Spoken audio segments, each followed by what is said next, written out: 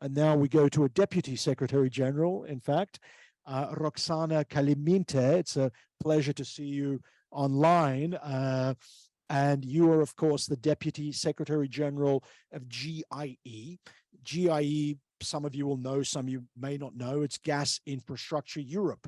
It's really part of the Brussels energy ecosystem establishment of associations that represent, just like EFET, the bulk of the industry, in Europe.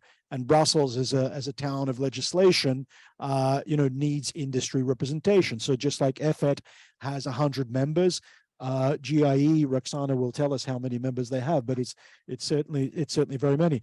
But Roxana, I'd like to invite you now to have your intervention and tell us a little bit about how you see the role of infrastructure, how it's actually developed in Europe, what GIE has done, particularly in terms of sustainability issues, decarbonization issues, and what perhaps, experiences of you as an association, working in this sphere, working closely with the legislators at the European level, can offer our Central Asian colleagues as some insights for the future. The floor is yours, please. Thank you very much, Marat, and good afternoon, everyone. I'm really sorry I cannot be there with you because, believe it or not, it is a very big honor and unique occasion for us to talk to you, to the Central Asian partners, something that we do not do very often. So I'm very glad to be here with you today. And thank you very much, Marat, dear friend, for inviting us to this discussion. So indeed, who are we really? For those of you who do not know us, we are the Gas Infrastructure Association in Europe that represents around 70 companies from 26 European countries. And our members operate Europe's pipelines, underground gas storage, and LNG terminals. Now, I'm going to take you on a journey on what we actually did last winter. So how did we navigate throughout the energy crisis? And where are we going now? Because there is no room for complacency. We need to move on and deliver the Repower EU ambitions that were put forward by the European Commission. Now, it is no exaggeration to say that the gas infrastructure was key to securing Europe's gas supplies last winter. And it will continue to do so, because on one hand, industry, business models, and regulation proved to be fit for purpose to respond to the biggest disruption we had in the energy system since the Second World War. On the other hand, as gas infrastructure operators, we made massive efforts to help save Europe from what could have been an awful winter. Hundreds of gigawatts were rerouted from the traditional import and transport routes. EU's gas stocks were filled at almost full capacity, much earlier and well above EU's targets. And to diversify gas supplies, new LNG regas capacities were developed in no time at places where they can serve the wider EU market. Last year, for example, our LNG terminals regasified 75% more gas than the previous year. And we built new pipeline interconnectors to allow these new gas supplies to reach all landlocked countries and markets with no import terminals. At GIE, as we are sitting in Brussels, we have sought to become the go-to destination for global energy market players when it comes to market transparency. And I am inviting you today to check our ALSI and AGSI platforms that provide transparency for the LNG market and underground storage market. because now they are covering 100% of European infrastructures. Now, that was about last winter, but as I mentioned, there is no room for complacency, because the next mission we are going to have is to deliver the energy transition.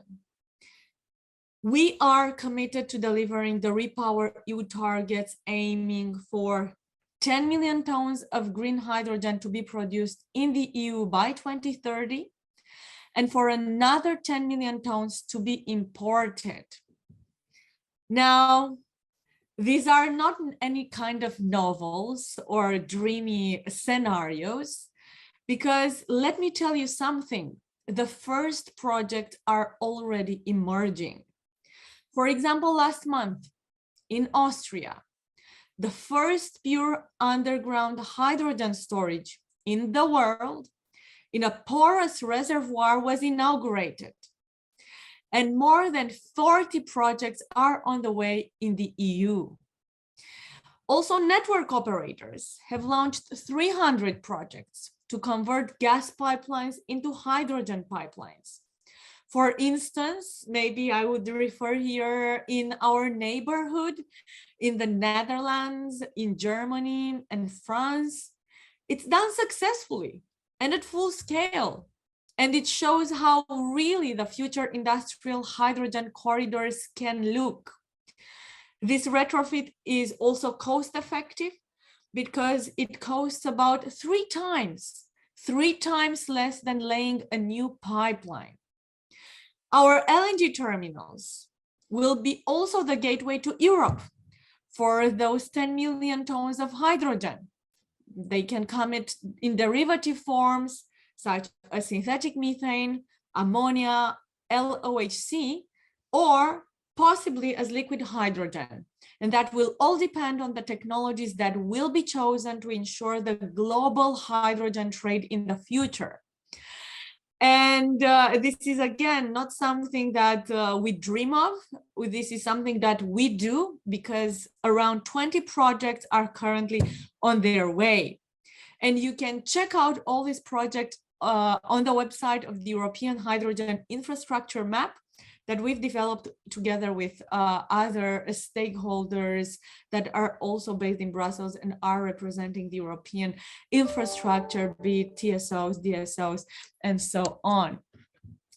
That was on hydrogen, but we are also committed to transporting 35 billion cubic meters by 2030 to wherever they will be needed of biogas, yet another REPowerEU ambition. And already today, some GIE members are the front runners of biomethane. For example, have a look at Denmark, because biomethane accounted for 40% in their annual gas consumption, but they don't stop here because they aim for 100% of biomethane before 2030. Now, to sum up, I can confess that the past year and a half has truly been a fiery, bumpy ride for the gas infrastructure in Europe. So what lessons can we take away from that? And maybe what can we share with our Central Asian partners? First of all, energy security and decarbonization are strongly intertwined. As it decarbonizes and reaches its climate ambitions, Europe needs to ensure a stable and reliable energy supply. At the same time, foster all renewables inside and outside Europe. We are preparing for that. Secondly, energy availability and affordability are not for granted. It is a big victory to have those, but making it also sustainable is the ultimate challenge. As gas infrastructure operators, we will stand as a Lipchin in Europe's quest for a sustainable and secure energy future, and we will deliver the following two key things. First, a well-interconnected and integrated EU gas market to ensure security of supply through a high diversity of energy carriers, origins, and routes. And I was very glad to hear the previous interventions from the Central Asian countries that can also, indeed, as it is already the case, prioritize the development of a robust gas infrastructure network to enhance that energy security. But that includes investing in pipeline infrastructure, in storage facilities, and LNG terminals to secure diverse and flexible energy supply. And secondly, the energy transition with hydrogen, biomethane, and other clean gases. And in such case, Central Asian countries could also consider the role of natural gas as a transitional fuel in their own energy transition. Because by investing in gas infrastructure, let me remind you, this does not provide any lock-in effect, because the gas infrastructure can reduce the reliance on more carbon-intensive fuels, while we are also going to integrate and expand our renewable energy sources through hydrogen, biomethane, synthetic methane, and so on. Thank you very much for your attention, and thank you, Marat, really for a well-organized discussion from which I personally learned so much, and I look forward to meeting you in person.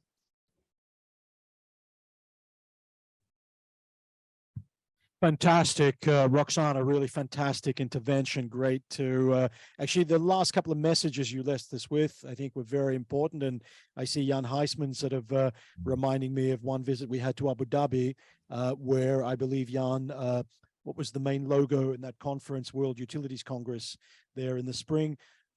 No transition without transmission. No transition without transmission. Roxana, if you pick that one up. I totally agree. And yeah. Marat, I have to share something with you. And I hope I still have 1 minute for that, because you now triggered me with this energy transition without transmission, meaning that there is no energy transition without transmission. I think something else that also together with the Central Asian countries we can learn from, and in Europe, we are not there yet, but we are going to do our best, is actually something that is related to transmission, because for the energy transition, we need to maximize the synergies with all energy carriers and support an integrated planning with concrete actions. Because in the future, the electricity, methane, and hydrogen markets will be naturally interlinked and interdependent. And what we see today in Brussels is that we still continue to think in silos. So transmission immediately sent me to think about electricity lines, which are, of course, a huge priority for Europe in order to deploy those renewable energies. But at the same time, we have to keep in mind that we are all in this together, electricity, methane, and hydrogen, because we are dependent and we are going to need each other to go through the energy transition and together arrive in 2050 by having delivered all these targets that are put forward by our European institutions.